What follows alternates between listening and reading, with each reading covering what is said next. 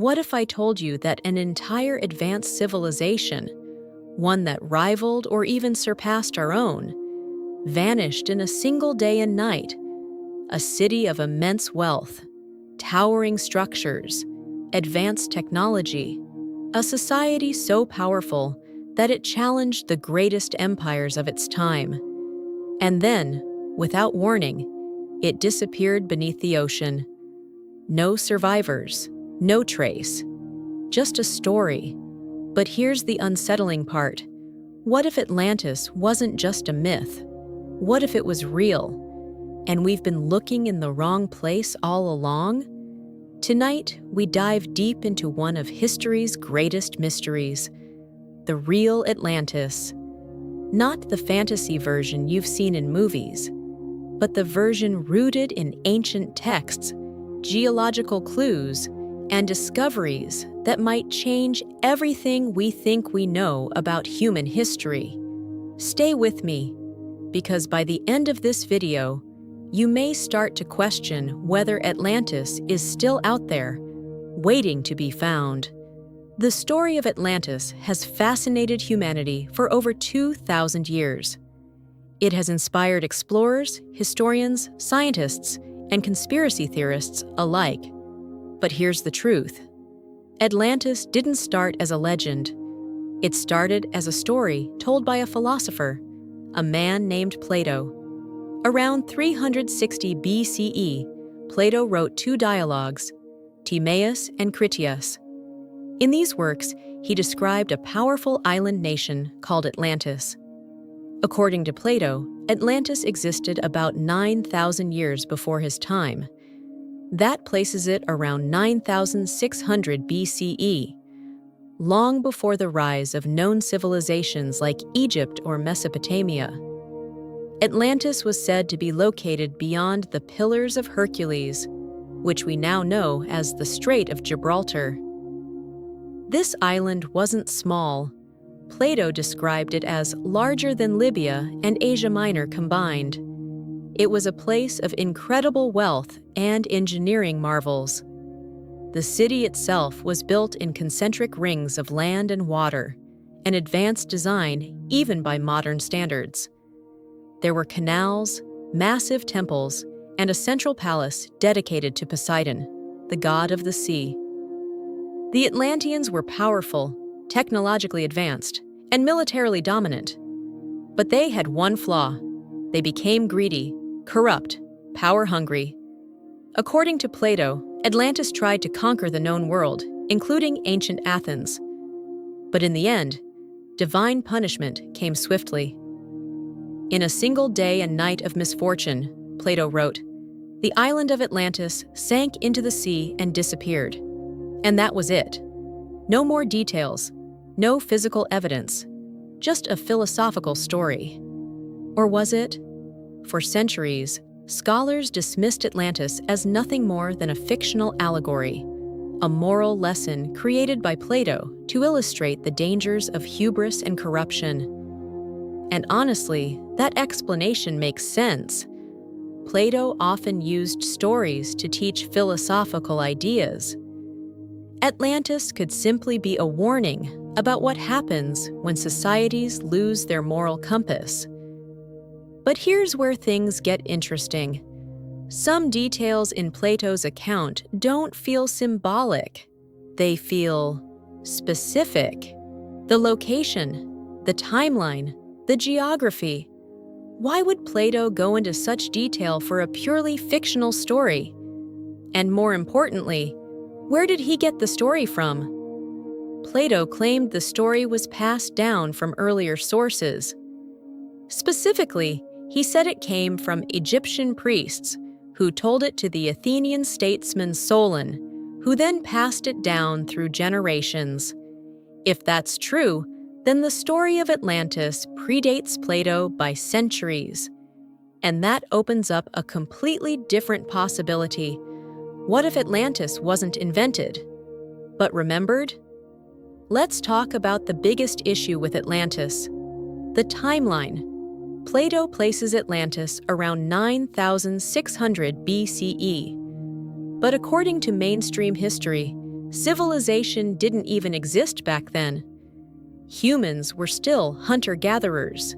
No cities, no writing, no advanced architecture. So how could a massive, technologically advanced civilization exist at that time? For a long time, this was considered proof that Atlantis was fictional. But recent discoveries have started to challenge that assumption. Sites like Göbekli Tepe in modern-day Turkey date back to around 9,600 BCE, the exact time Plato described.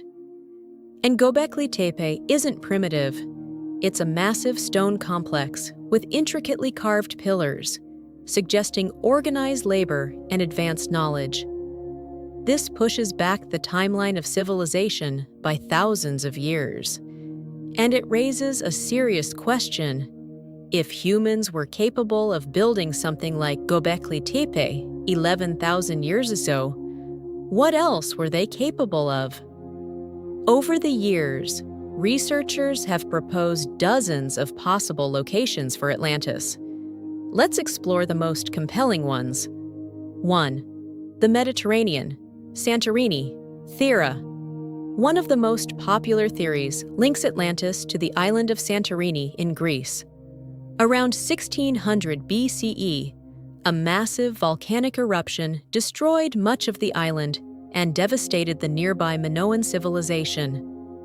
The explosion was so powerful that it created a massive crater and triggered tsunamis across the region.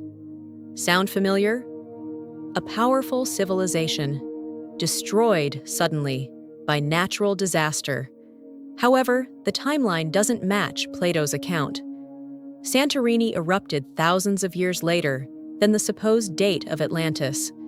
Still, some believe Plato may have exaggerated the timeline or merged multiple stories into one. 2. The Atlantic Ocean, near the Azores.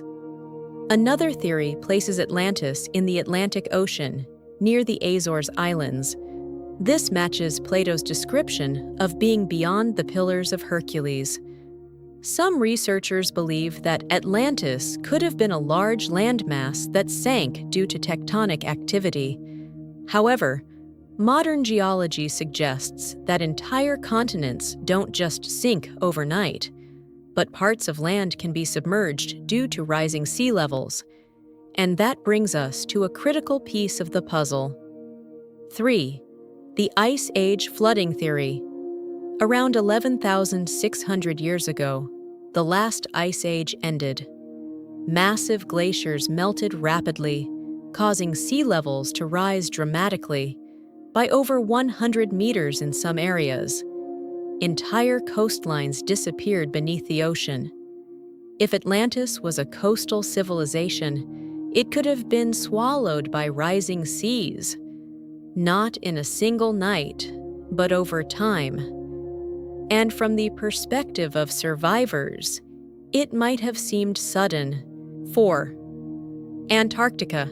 Yes, Antarctica. Some fringe theories suggest that Atlantis was located in Antarctica before it froze over. They claim that the continent was once temperate and inhabited. While this idea is fascinating, there's currently no solid evidence to support it, but it shows just how far people are willing to go to find Atlantis. In recent decades, technology has allowed us to explore the ocean floor like never before. And what we're finding is intriguing: submerged structures, ancient ruins, stone formations that look eerily man-made. For example, the Yonaguni Monument off the coast of Japan features massive stone terraces and sharp angles that some believe are remnants of an ancient city. Others argue it's a natural formation. Similarly, underwater ruins have been found near India, Cuba, and the Bahamas. Some of these structures date back thousands of years, possibly to the end of the last ice age. Could these be remnants of lost civilizations? Or are we seeing patterns where none exist? The truth is, we don't know. But the ocean still holds many secrets, and we've only explored a tiny fraction of it. Some interpretations of Atlantis go even further. They suggest that Atlantis wasn't just advanced for its time, but advanced beyond our current understanding. Energy systems, flying machines, crystals with immense power. Now let's be clear, these ideas are not supported by mainstream science. Most of them come from much later writings, not Plato himself. But they raise an interesting point. Every time humanity rediscovers ancient knowledge, we realize that our ancestors were far more sophisticated than we assumed. From precise astronomical alignments to complex engineering, ancient civilizations continue to surprise us. So while the idea of super-advanced Atlantean technology may be exaggerated, it's not entirely impossible that we're underestimating the past. So why are we still talking about Atlantis? Why does this story refuse to die? Because Atlantis represents something deeper than just a lost city. It represents the idea that history is incomplete, that there are chapters we've lost, civilizations that rose and fell before recorded history began. And if Atlantis was real, it forces us to reconsider everything we think we know about human progress. Maybe civilization isn't a straight line. Maybe it's a cycle: rise, fall, rediscovery. And maybe, just maybe, we're not as advanced as we think we are. So, was Atlantis real? The honest answer is, we don't know. There's no definitive proof. No ruins we can point to and say, this is Atlantis. But there's also no definitive proof that it wasn't real.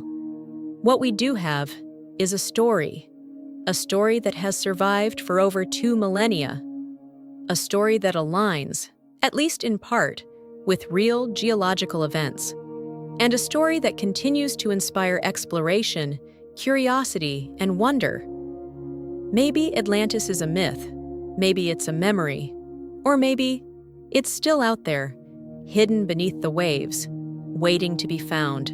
If you found this video fascinating, make sure to like, subscribe, and hit the notification bell so you don't miss future deep dives into history's greatest mysteries. And I want to hear from you. Do you think Atlantis was real? If so, where do you think it's located?